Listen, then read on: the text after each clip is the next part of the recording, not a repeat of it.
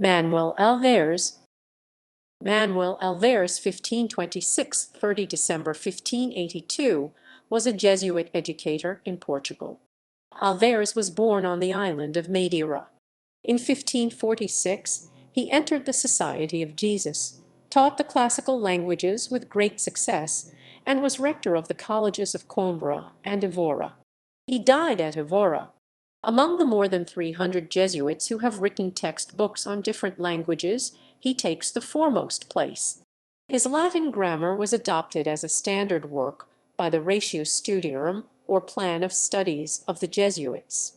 Perhaps no other grammar has been printed in so many editions. Carlos Sommervogel, in his Bibliothèque de la compagnie de Jésus, devotes 25 columns to a list of about 400 editions of the whole work or parts of it published in Europe, Asia, and America.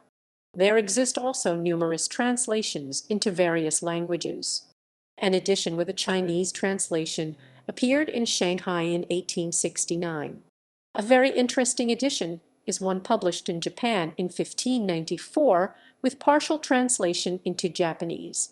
An English edition, An Introduction to the Latin Tongue, or First Book of Grammar, appeared in 1686.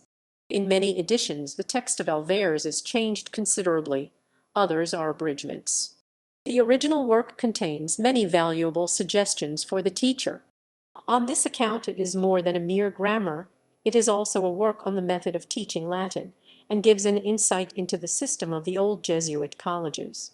The book was the subject of several controversies.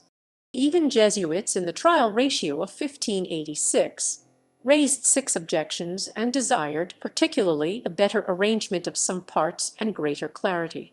After the publication of Latin grammars by de Condren, the Oratorian, and by Lancelot of Port Royal, both in French, the work of Álvares was frequently censured, because it was written in Latin, and presupposed what was to be learnt.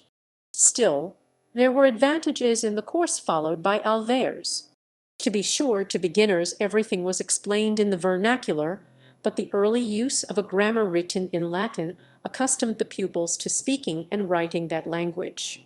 Without some practice of this kind a thorough knowledge of a language can hardly be obtained, and in former centuries a facility in speaking and writing Latin, which was the universal language of the educated world, was of the greatest importance.